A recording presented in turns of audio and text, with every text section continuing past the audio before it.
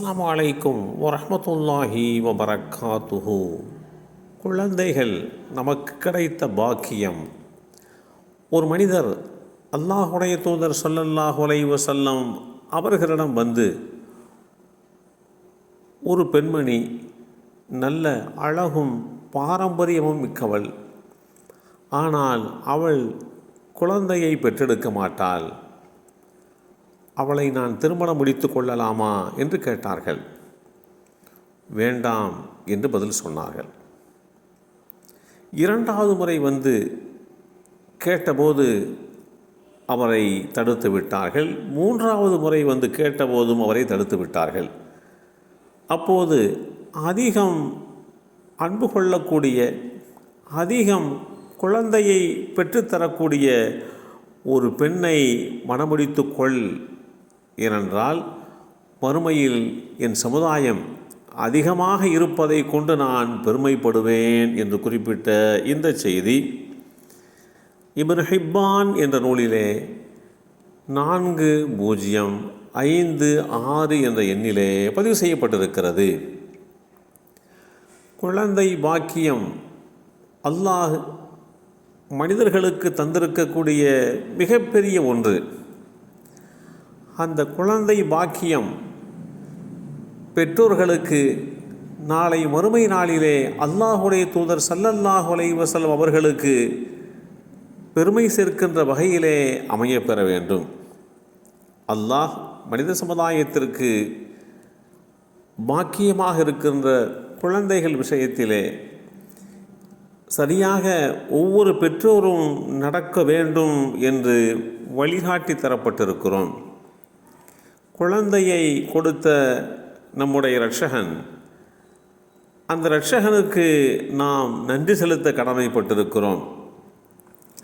அந்த குழந்தைகளை சரியான ஒழுக்க நெறியோடு மார்க்க விஷயங்கள் போதிக்கப்பட்டு வளர்த்தெடுப்பதை நம்மீது இந்த மார்க்கம் கடமையாக ஆக்கியிருக்கிறது.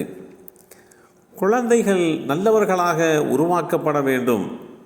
குழந்தை செல்வத்தை பற்றி எடுத்துரைக்கப்படுகின்ற இடங்களில் அனைத்திலேயுமே அல்லாஹ் நல்லொழுக்க முள்ள குழந்தை என்கின்ற அந்த வார்த்தையை இணைத்து கூறுகிறான். அல்லாஹுடைய தூதராக ஏற்றம் பெற்ற இப்ராஹீம் அலைஹிஸ்ஸலாம் அவர்கள் அல்லாஹ்விடத்திலே குழந்தை வரம் வேண்டியதை வேதமறை குறிப்பிடுகின்ற போது, என்னுடைய இரட்சகனே, நீ எனக்கு நல்லொழுக்கமுள்ள ஒரு நன்மகனை தந்தருள்வாயாக என்று பிரார்த்தித்தார்கள். அல் குர்ஆன் அத்தியாயம் 37 சூரத்து சாஃபாத் வசனம் 100 இந்த செய்தி இடம்பெற்றிருக்கிறது. அதே போன்று அல்லாஹுடைய தூதராக ஏற்றம் பெற்ற ஜக்கரியா அலைஹிஸ்ஸலாம் அவர்கள் தனக்கு ஒரு வாரிசு தருமாறு அல்லாஹ்விடத்திலே வேண்டியதை பற்றி வேதமறை குறிப்பிடுகின்ற போது, அந்த இடத்திலேயே அல்லாஹுடைய தூதர் ஜக்கரியா தன்னுடைய இரட்சகனிடத்திலே பிரார்த்தனை செய்தவராக கூறினார், என் இரட்சகனே, உன்னிடமிருந்து எனக்காக பரிசுத்தமான சந்ததியை கொடுத்தருள்வாயாக. நிச்சயமாக நீ பிரார்த்தனையை செவிமடுத்தருள்பவனாவாய் என்று அல்லாஹுவை குறித்து அல்லாஹ்விடத்திலே பிரார்த்தித்த அந்த பிரார்த்தனை வரிகள் அல் குர்ஆன் அத்தியாயம் 3 சூரத்து ஆல இம்ரான் வசனம் 38 தெளிவுபடுத்தப்பட்டிருக்கிறது. குழந்தைகள் அல்லாஹ்வினால் வழங்கப்பட்ட அடைக்கல பொருள் என்று சொல்லலாம். அந்த அடைக்கல பொருட்களை நல்லொழுக்கமுள்ளவர்களாக உருவாக்க வேண்டிய கடமை ஒவ்வொரு பெற்றோருக்கும் உண்டு. குழந்தைகள் பெற்றோர்களிடத்திலே தரப்பட்டிருக்கக்கூடிய அந்த பாக்கியமானவர்கள், அவர்களுடைய உள்ளங்கள் தூய்மையானதாக, விலைமதிக்க முடியாத மாணிக்கமாக அமையப்பெற வேண்டும். இப்படிப்பட்ட ஒரு நிலைப்பாட்டை நம் குடும்பத்திலே பிள்ளைகளுக்கு மத்தியிலே உருவாக்க வேண்டும் என்று இஸ்லாம் வழிகாட்டி தருகிறது.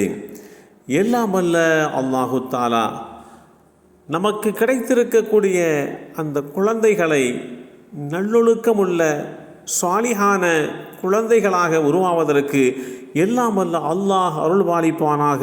அஸ்ஸலாமு அலைக்கும் வரஹ்மத்துல்லாஹி வபரகாத்துஹு. என்ன கொண்டு போக போறோம், எல்லாம் ஒரு நாள் சாக போறோம்.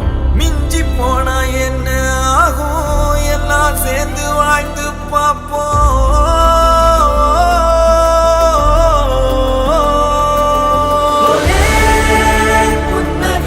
அது போதுமே, சேர்த்து வச்ச வாரம் எல்லாம் தீருமே. ஒரே புன்னகை அது போதுமே. சேர்த்து வச்ச சொத்து சோகம் எத்தனை நாள் கூட வரும், எதுவும் இல்ல உலகத்துல நிரந்தரமா. பணந்தான் எல்லான்னு பாவி மனசு சொன்னாலும் போகும்போது பணத்தை கொண்டு போக முடியுமா? அது போதுமே, நெஞ்சுக்குள்ள வாரம் எல்லாம் தீருமே. என்ன கொண்டு போக போறோம், எல்லாம் ஒரு நாள் சாக போறோம். மிஞ்சி போனா என்ன ஆகும், எல்லாம் சேர்ந்து வாழ்ந்து பார்ப்போம்.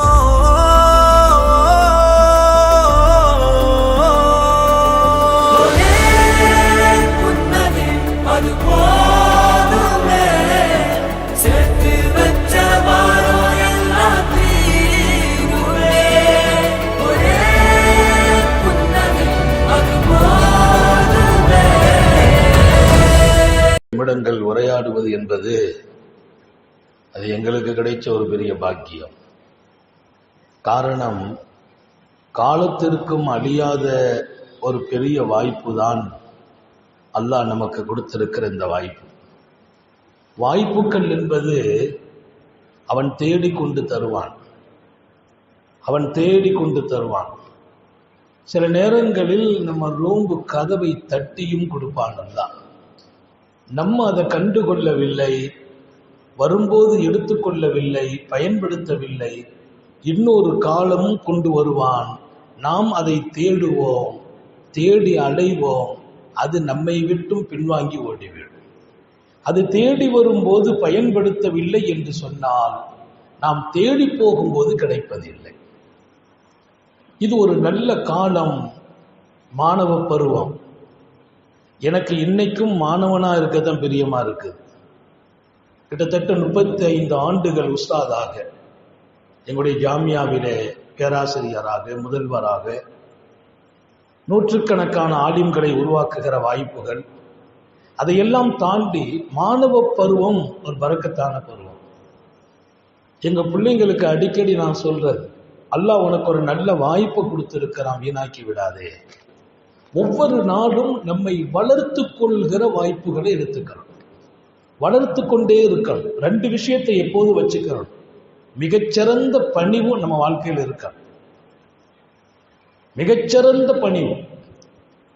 எல்லாரிடத்திலையுமே பணிவாக அன்பாக நடக்க பழகணும், சக மாணவர்களோடு.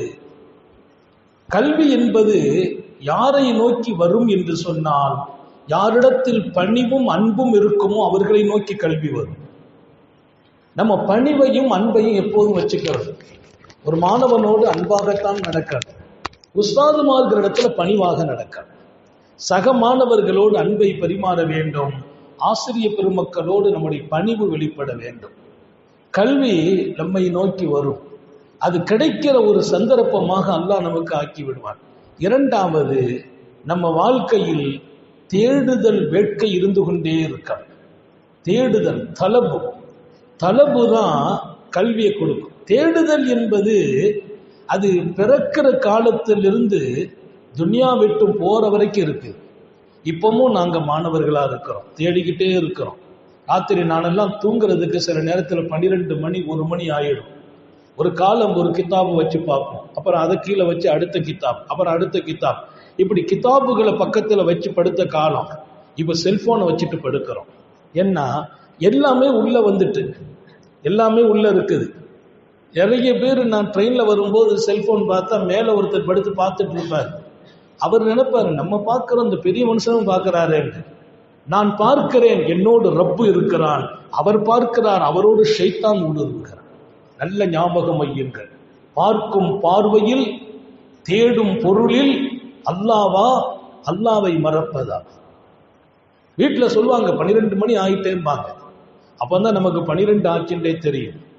இன்னும் கிதாபுகள் அல்லாஹ் இன்றைக்கு இப்படிப்பட்ட சாதனத்தின் வழியாக கொடுத்துட்டான், பார்த்துக்கிட்டே இருக்கிறோம். பயானுக்கெல்லாம் போய் தேடி எடுக்கிறதுலாம் இல்லை. எங்க எடுக்கிறது, எப்போ எடுத்து எப்போ பேசுறது? காலையில ஒரு இடத்துல இருக்கிறோம், மாலையில ஒரு இடத்துல இருக்கிறோம். கல்வி என்பது காலமெல்லாம் தேடிக்கொண்டிருப்போம், தேவைப்படும் நேரத்தில் தேவையானவை அல்லாஹ்வை வெளிப்படுத்துவான். ஏன்னா அல்லாஹ் இதை குறித்து சொன்னால் நபி பெருமானாருக்கு எத்தனை பாக்கியத்தை கொடுத்தான், எத்தனை உயர்வை கொடுத்தான். ஒன்றா இரண்டா? அல்லமக்க மாலம் தகுன் தஅலம், தாங்கள் எதை தெரியவில்லையோ அத்தனையையும் அல்லாஹ் கற்றுக் கொடுத்தான் என்று சொல்லிவிட்டு அவன் அடுத்து சொன்ன வரிகள் தான் வைர வரிகள். வகான ஃபதுலுல்லாஹி அலைக அதீமா, அல்லாஹ்வின் பேரருளும் பெரும் உபகாரமும் தங்கள் மீது மகத்தானதாக இருக்கிறதுங்கிறான். என்ன பேரருள், என்ன ஃபதுல்? 1000 பாக்கியம் அண்ணலாருக்கு உண்டு, 1000 சிறப்புகள் உண்டு. அண்ணலாரின் ஒவ்வொரு பாகமும் சிறப்புக்குரியது, ஒவ்வொரு வார்த்தையும் சிறப்புக்குரியது. ஆனால் தங்களுக்கு அல்லாஹ் கொடுத்த அந்த கல்வி, அதில் தாங்கள் சிறகெடுத்து பறக்குகிறீர்கள் இல்லையா, அது ஃபதுலன் அதீமா, அதுதான் மகத்தான பேரருள் என்று சொன்னான் அல்லாஹ். கல்விங்கிறது கொஞ்சம் படிக்கிறது இல்லை, படிச்சுக்கிட்டே இருக்கணும், தேடிக்கிட்டே இருக்கணும். பெருமானார் ஸல்லல்லாஹு அலைஹி வஸல்லம் சொன்ன ஒரு ஹதீஸ், என் வாழ்க்கையில் ஒரு நாள் பரக்கத் இல்லாத நாள், லா பாரக்கல்லாஹு ஃபீ யௌம், ஒரு நாள் அல்லாஹ் பரக்கத்து செய்வதில்லை. எந்த நாள்? மஸ்தத்து ஃபீஹி இல்மா, எந்த நாளில் என் கல்வி வளர்ச்சி பெறவில்லையோ, எந்த நாளில் அதிகம் நான் அனுபவிக்கவில்லையோ அந்த நாள் பரக்கத் இல்லை. தினமும் நான் யோசிக்கிறது, இன்னைக்கு எதை உண்டாக்கி கொண்டோம்? ஒவ்வொரு நாளும் துறைகள் நிறைய இருக்கிறது. ஆன்மீகம் அரசியல் மாத்திரம் அல்ல, ஒவ்வொரு மனிதனுக்குள்ளும்